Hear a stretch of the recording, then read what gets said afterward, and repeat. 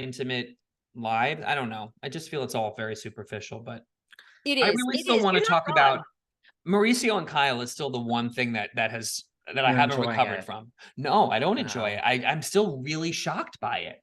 It is Like shocking. very few things surprised me. When I saw that headline, like I almost like fell to my knees and like said a prayer because I just wanted it to not be true. It's still really And you know confuses what? me. I still cannot believe that I'm seeing Kyle openly discuss, you know, the demise of her marriage, because for so long it seemed like they were such a strong, solid unit.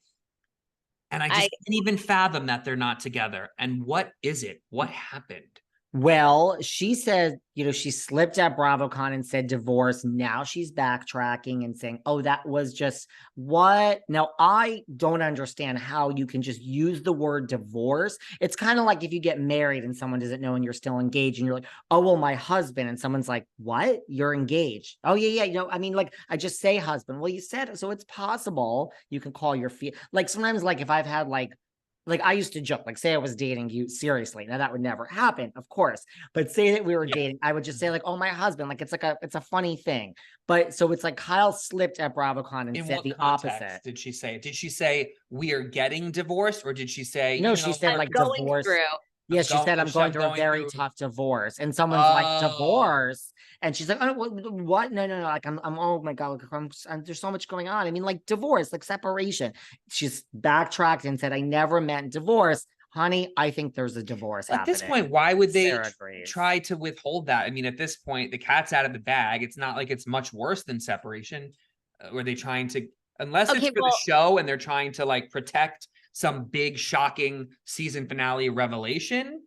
I don't see why they would be so concerned with revealing. I mean, that's a good take. That's a good take, right? That they're going to save their finalizing their divorce for the actual show.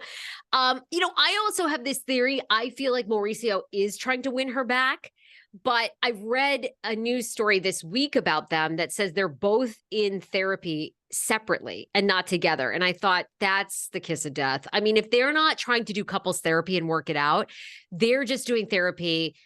I mean, I think he's really devastated. Now, I'm curious what you two think, because the way the show is portraying it this season is that Mauricio's real estate company has just taken off. He's putting work above Kyle. You've seen that teaser of the phone conversation, or the phone conversation that aired after PK and Mauricio went to dinner, and Kyle is like, didn't you take like Portia to school? No, I had to have somebody else take her. I'll take her tomorrow. I mean, they're implying that he's just so busy with work and success that he's neglected his family. I don't know. Is that the reason? But that's the angle I feel like we're getting. I don't buy that. I think his company's been expanding and thriving for years. And I just go back to what I said last week, where she got rid of or 2 weeks ago, where she got rid of, she's parted ways with her sister Kathy. They still are cordial. Yeah, but like they're not like friendly. Like I think Kyle is somebody who's just like waking up to her freedom in her 50s. She feels controlled by her mother, Big Kathy, controlled by her big sister, Kathy, controlled by Mauricio. I have this whole weird view now of Kyle, who's just this woman who feels like she's been controlled all this time and is just now like, I just want to like break free and live. Like, I understand that. I mean, I'm single for a reason. I can't take any control from anyone, even for 5 minutes. I will lose my shit and run. So I get it. I think she's that I just get that vibe from her. I don't know if that's true. I don't get that vibe, because I think she was so fiercely like cherished her marriage and her family and her children. I don't think that would cause her to suddenly just walk away from her marriage. I really get that she's angry and resentful towards Mauricio for something deeper. I really do. Well, I don't think anything else could explain a separation. Well, I mean, the rumors are out there for years and years that regardless of this, I've heard this and I've heard it from people that, oh, here he goes. No, that like live there and know them. And like, I don't think I really do believe these rumors are there. Like, I believe it's true. I believe Mauricio has had years of trips with different types of humans. They are never going to share that on the show. They are going to do the Kardashian. They're going to do the Kris Jenner divorce. They're going to do the Kim and Kanye. Kim always takes the high road. You never really know. I mean, of course, we suspect like a lot of things about Kanye, but you're never going to know for sure. They're going to take the high road because they're going to want to protect his business, her business, the girls. So, but I do agree, Sam, there is something deep there for sure, because I mean, this literally happened. Obviously it was happening behind the scenes, like that we didn't know for years, right? Like that resentment doesn't just like pop up on you. But I mean, the day and night transition of how they act towards each other this season versus last is shocking. You're like, the other thing that really shocked me was the fact that Dorit so openly like asked her about it on camera.